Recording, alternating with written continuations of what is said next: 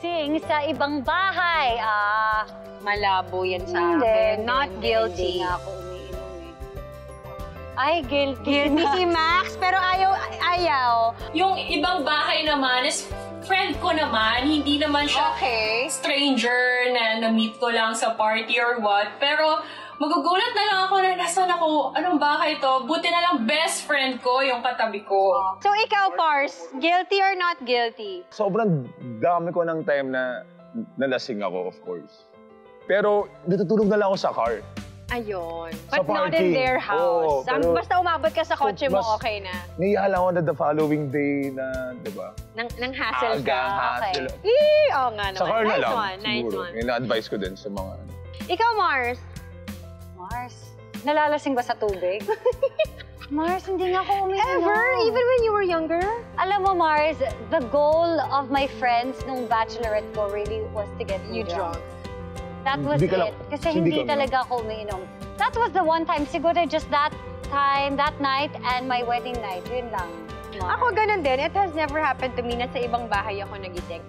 Unless it was really a sleepover. Baka pinatay na ako ng nanay ko. Wala ako Diba? sa harap nyo ngayon, guys, kung nangyari to. Yeah. Okay. Last. Nasabi mo ang pinakatago-tagong sikreto ng kaibigan mo. Guilty or not guilty? Half and half. Not guilty. Ito, si Mars Max may sagot na. Mauna ka na, Mars. Not guilty kasi hindi ko talaga kayang sabihin ang sekreto ng mga best friends ko. As in like, I don't want to get an issue or anything. Kapag sinabihin ako ng secret, secret lang talaga. Hindi mo ako mapagsasalita kahit anong mangyari. Diba? Yan ang gusto natin. Ano napaisip Ako, tuloy ako, parang- Mars? Kanino mo sasabihin? Kasi Counted ba kung i-share mo sa asawa mo?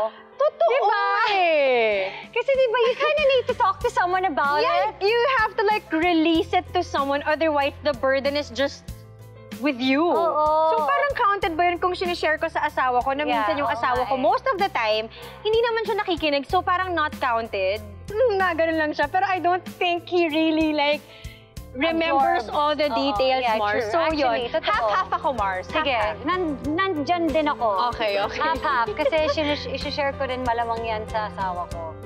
Na, Regardless whether interested sila or not. Oo, oo.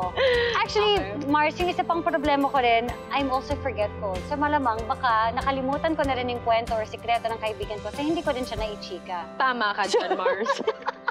Kung sasabihan mo yung tao na walang pakialam sa issue na yon, better yet, sabihin mo na para matigil ka na sa, alam mo yung kakaisip na, oh my God, alam mo yun, Or yung hindi mo na makayanan, ilabas mo sa taong hindi niya kilala yung tao na yon. Okay, nice one, guys. Nice Medyo one, napaisip guys. tayo ng gusto doon, ha? Parang, Oo, ikaw ba, Pancho? Parang half half ka and din half sabi din. mo eh. Well, siyempre ayoko ding sabihin yung sekreto ko, di ba? So, pero kung gagamitin natin yung marriage card, ang dami na sinabi sa akin ni Max sa sekreto ng mga iba. Diba? Diba? Ng asawa ko. Ganun talaga Pero siyempre sa akin eh. lang yun. And, di ba, minsan, kailangan niya ng kapalit eh. Yes. Ikaw ba? Totoo bang ganyan? Eh, ganun kayong mga wine night? Puro ganun eh. Kawawa nga yung mga, sorry guys, sa mga napag-usapan namin. Pero sa amin lang yun. Ang dami na alam ni Max, kumbaga. Walang lalabas. Correct, Pero walang kasi, lalabas. siyempre, lalo na kapag tayo sa show business, nakakatrabaho mo, so kilala mo siya. So, as much as possible, minsan nakikinig ko, sinalabas ko na lang parang wala Or akong you just narinig. try not ayoko to yan. remember it na lang. Oo, yun na lang. Para Correct. maging fair din sa lahat. Correct.